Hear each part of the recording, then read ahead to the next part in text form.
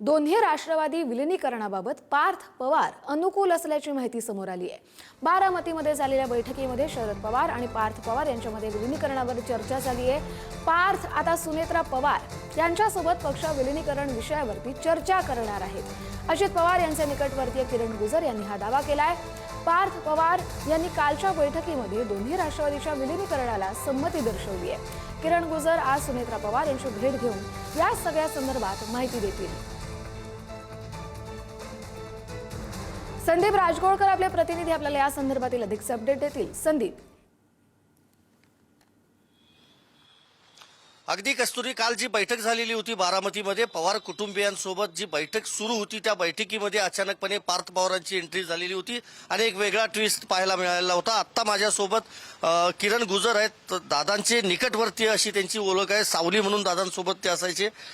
काय सांगाल, तुमचा काय नेमका दावा आहे? काल पार्थ दादा तिथं आले होते, बैठकीमध्ये नेमकं काय झालं? नाही, काल बैठक नव्हती, साधारणपणे अनौपचारिक पवार कुटुंबीय सगळे एकत्र जमलं होतं आणि आम्ही सगळे बसलो असताना त्याच्यामध्ये पवार साहेबांची जी साधारणपणे सकाळच्या दरम्यानमध्ये एक बातमी आली आणि मग मी साधारणपणे विचार केला की याच्यामध्ये काहीतरी गैरसमज होतोय किंवा थोडं कम्युनिकेशन कमी पडतंय। म्हणजे त्याच्यामध्ये सर्वच पवार फॅमिलीमध्ये आम्ही चर्चा करत असताना आणि बऱ्याचशा गोष्टी आमच्या स्तरावर क्लिअर झाल्या आणि मग थोड्याच वेळामध्ये तिथं पार्थ पवार आले।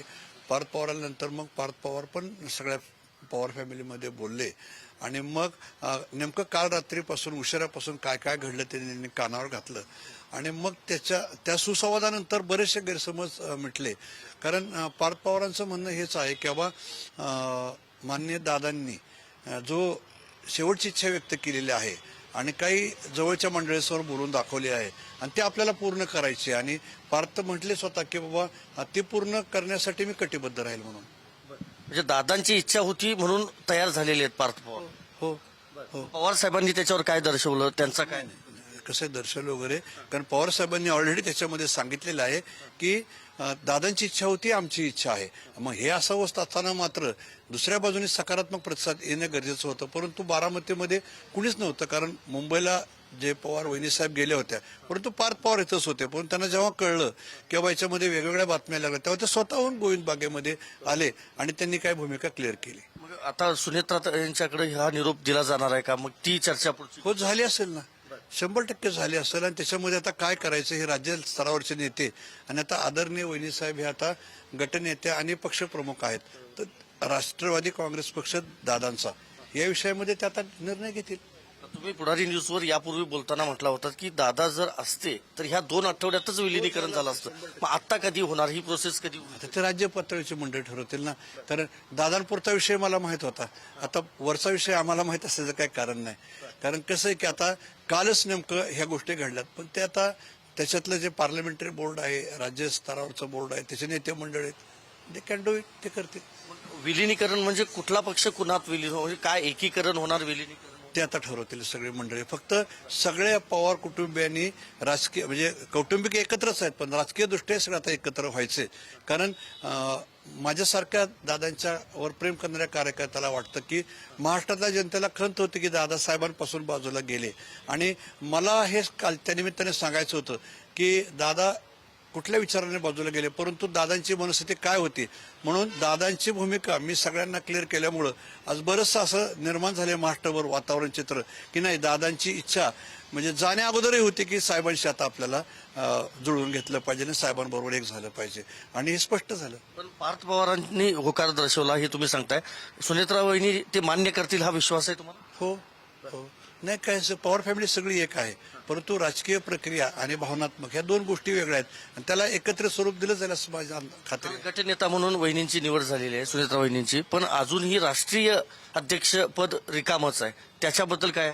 नाही, तेच आता करतील ना राज्य पातळी चर्चा, जी नेते मंडळी आहेत पक्षाची। कारण कसं आजही दोन्ही पक्षाचे वेगवेगळं अस्तित्व आहे, त्याच्यामुळं अजितदादांच्या राजकीय पक्षाच्या ग्रुपवर या विषयातली काही चर्चेवर निर्णय घ्यायचा हा त्यांचा अधिकार आहे। कालच्या अनौपचारिक गप्पा झाल्या त्यामध्ये विलिनीकरण सोडून अजून काही विषय आले होते? नाही नाही, काही नाही. याच्यामध्ये सगळं कौटुंबिक एकोपा. कारण आमचा आधी विषय होता की आपल्याला माहिती आहे की अंत्यविधी झाल्यानंतर त्या ठिकाणी अस्थिविसर्जन झालं, परंतु विद्याप्रतिष्ठानच्या ग्राउंडवर आपल्याला कुठं दादांचं उच्च स्मारक करायचं आहे यासाठी म्हणून मी साहेबांकडे गेलो होतो आणि त्याच्या अनुषंगानेच पवार कुटुंबीय एकत्र आले होते. विद्याप्रतिष्ठानच्या ग्राउंडवर स्मारक उभारलं जाणार दादा. असं साहेबांची इच्छा आहे आणि मग त्याच्या अनुषंगानेच ते कसं करायचं, कुठं करायचं, प्लॅन कोण करणार ह्याची चर्चा साधारणपणे चाललेली होती आणि त्याच्या अनुषंगाने पुढचे विषय निघाले. कधीपर्यंत हे स्मारक करणार किंवा काय आता? आता सगळ्यांशी एकत्रितपणे बोलून बसून ठरवावं लागेल, कारण अजून कालपर्यंत कुणीच वेगळ्या म्हणजे मानसिक परिस्थितीतून बाहेर पडलेलं नव्हतं.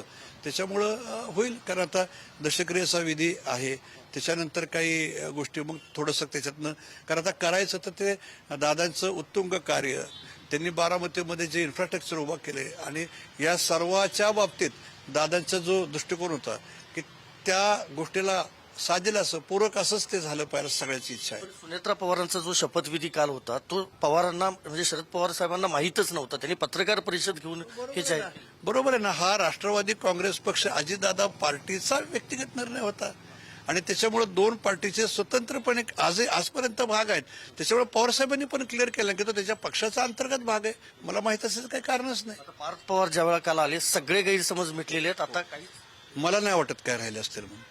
नाही, म्हणजे आता दोन्ही राष्ट्रवादी लवकरात लवकर एकत्र येणार. हा दादांची इच्छाच ती आहे शेवटची. म्हणजे कोणाला पटो न पटो, कोणी म्हणू बरं नाही संदीप, म्हणू, आपण पाहतो की आता परंतु राज्य पातळीवरती कदाचित विलिनीकरणाची चर्चा पुढच्या काही टप्प्यात होऊ शकते.